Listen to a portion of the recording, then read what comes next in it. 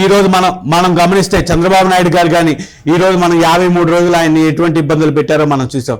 కనీసం ఆయనకి ఫ్యాన్ కూడా వేయకుండా ఎంత దారుణంగా 53 రోజులు ఎటువంటి కేసు లేని విషయంలో ఆయన అవినీతి చేయలేదని తెలిసి ఆధారాలే లేని కేసులో 53 రోజులు ఆయన్ని జైల్లో పెడితే మనం ఎంతో చింతించాం.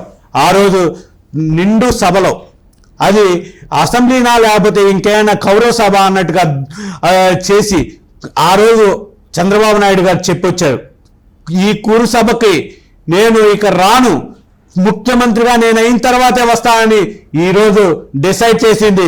తెలుగుదేశం పార్టీ 133 సీట్లు, జనసేన పార్టీ 19 సీట్లతోటి ఈరోజు 157 స్థానాల్లోకి ఇప్పటికే గెలిచిందంటే ఖచ్చితంగా మీరు డిసైడ్ అయిపోయింది.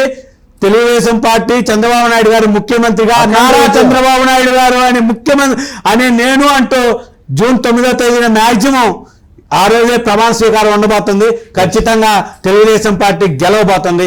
ఈ రోజు మనం గమనిస్తే చంద్రబాబు నాయుడు గారు కానీ ఈ రోజు మనం 53 రోజులు ఆయన్ని ఎటువంటి ఇబ్బందులు పెట్టారో మనం చూసాం.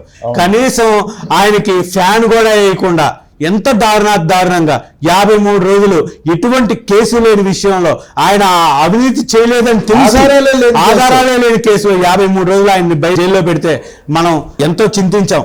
ఆ రోజు నిండు సభలో అది అసెంబ్లీనా లేకపోతే ఇంకేమైనా కౌరవ సభ అన్నట్టుగా చేసి ఆ రోజు చంద్రబాబు నాయుడు గారు చెప్పొచ్చారు, ఈ కురు సభకి నేను ఇక రాను, ముఖ్యమంత్రిగా నేను అయిన తర్వాతే వస్తానని ఈరోజు డిసైడ్ చేసింది.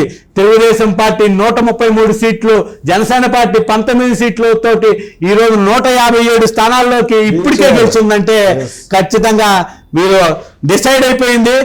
తెలుగుదేశం పార్టీ చంద్రబాబు నాయుడు గారు ముఖ్యమంత్రిగా, నారా చంద్రబాబు నాయుడు గారు అని ముఖ్యమంత్రి అని నేను అంటూ జూన్ 9వ తేదీన మ్యాక్సిమం ఆ రోజే ప్రమాణ స్వీకారం ఉండబోతుంది. ఖచ్చితంగా తెలుగుదేశం పార్టీ గెలవబోతుంది.